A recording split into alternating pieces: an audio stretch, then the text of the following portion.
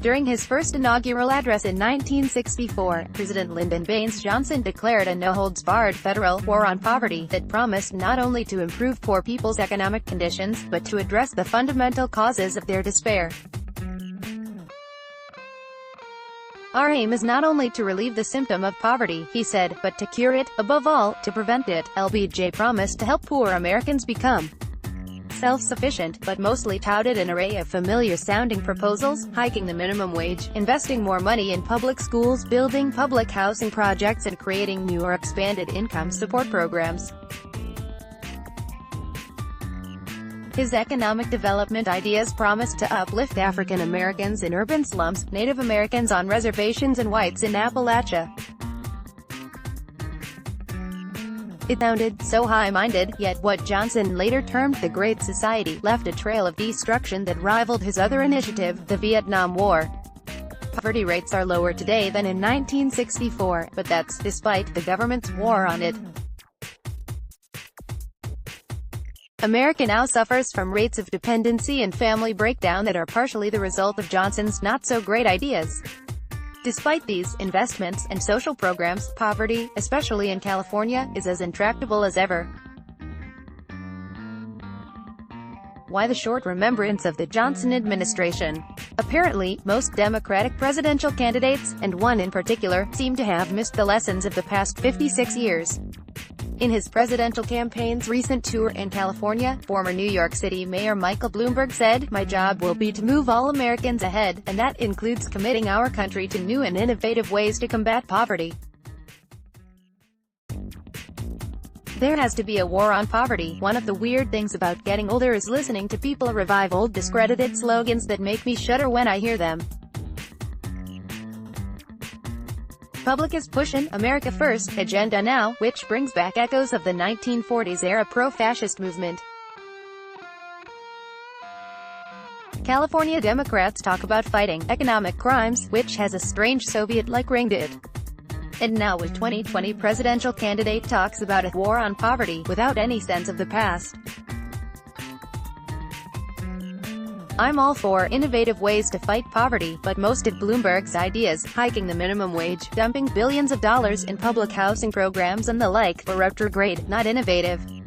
I like his planned zoning restrictions, which will help boost development in urban areas, but beyond that it's more of the same old failed policies of dumping government money on the problem. He hasn't learned a thing. In fact, Bloomberg made his remarks in Stockton, where poverty rates top 20%. The city's young and idealistic mayor, Michael Tubbs, had endorsed Bloomberg earlier in the day. Tubbs' best-known idea is called universal basic income, whereby the city provides $500 a month to a few dozen families with no strings attached.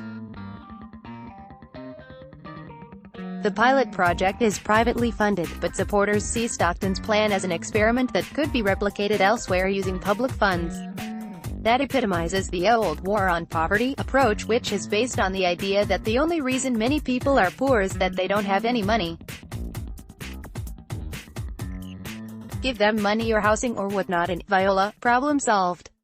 Unfortunately, life doesn't work that way.